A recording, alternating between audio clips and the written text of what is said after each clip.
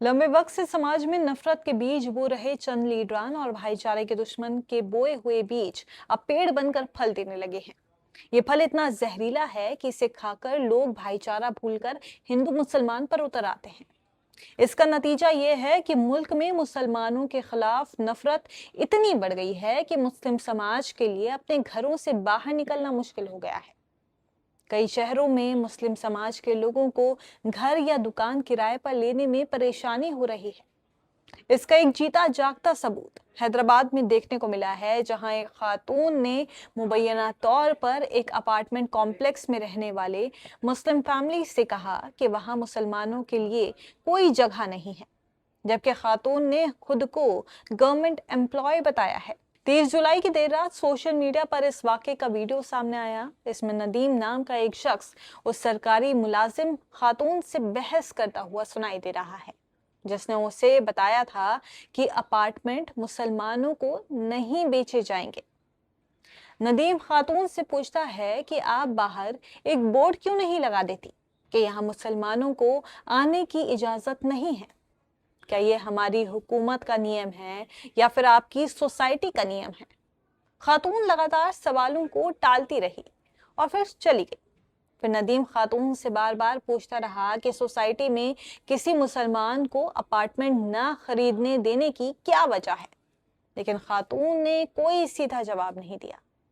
नदीम जवाब पाने की कोशिश करता रहा, लेकिन खातून वहां से चली गई।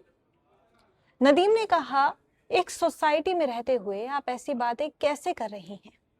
आप बहुत घटिया और बदतमीजी भरी बातें कर रही हैं। प्लीज बताइए, यहाँ मुसलमानों को क्यों नहीं आने दिया जा रहा है?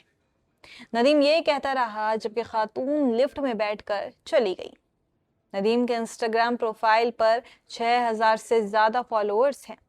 वो तेलंगाना रेवेन्यू डिपार्टमेंट में काम करते हैं और कभी कभी सरकारी फलाही स्कीमों को आसान जुबान में समझाने वाले वीडियो भी बनाते हैं।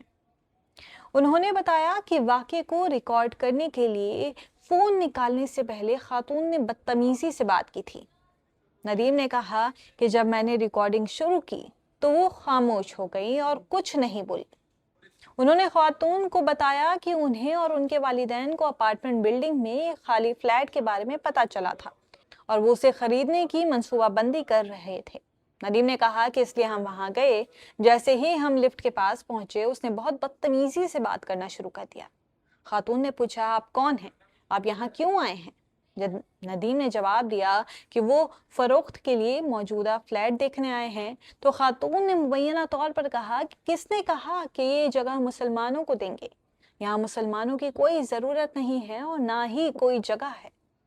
नदीम ने बताया कि उन्होंने अपार्टमेंट के मालिक से पहले ही बात कर ली थी और वो फ्लैट बेचने को तैयार थे, लेकिन खातून का कहना था कि उनका खानदान अपार्टमेंट का फ्लैट तभी खरीद सकता है जब वो मंजूरी दे।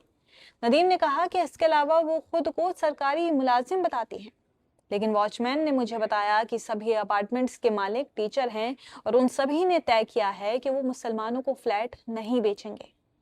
अपार्टमेंट मालिकों पर तंज कसते हुए उन्होंने पूछा कि क्या वो व्हाट्सएप यूनिवर्सिटी के टीचर हैं। नदीम ने वीडियो में कहा कि आप अपने बच्चों को क्या सिखाएंगे?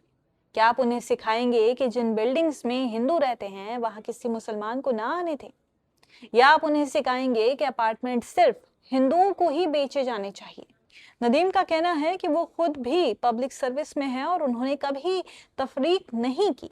उन्होंने कहा कि वारंगल में कई फ्लैट और अपार्टमेंट देखने के बाद ये पहली बार था जब उन्होंने इतना खुला तासुब देखा। उन्होंने उस मुबैना टीचर की सोच की मजम्मत करते हुए कहा कि अगर आप जैसे बड़ों की ऐसी सोच है तो आप नई नस्ल के जहन में क्या भर रहे हैं? नदीम ने दावा किया कि खुद एक पब्लिक सर्वेंट होने के नाते उन्होंने मजहब की बुनियाद पर कभी किसी के साथ तफरीक नहीं की। जो भी मेरे पास आता है, चाहे वो मुसलमान हो या फिर हिंदू हो, मैं हमेशा उनसे पूछता हूँ कि उनकी परेशानी क्या है। उन्होंने कहा कि जो लोग खुद को टीचर और सरकारी मुलाजिम कहते हैं, अगर वो ऐसे समाज में रहते हैं तो समाज बर्बाद हो जाएगा। उन्होंने वारंगल में अपार्टमेंट मालिकों और बिल्डर से गुजारिश करते हुए वीडियो खत्म किया कि वो उस बिल्डिंग के बाहर साफ साफ लिखें कि फ्लैट मुसलमानों को नहीं बेचे जाते। یا یہ اپارٹمنٹ صرف ہندوؤں کے لیے ہے۔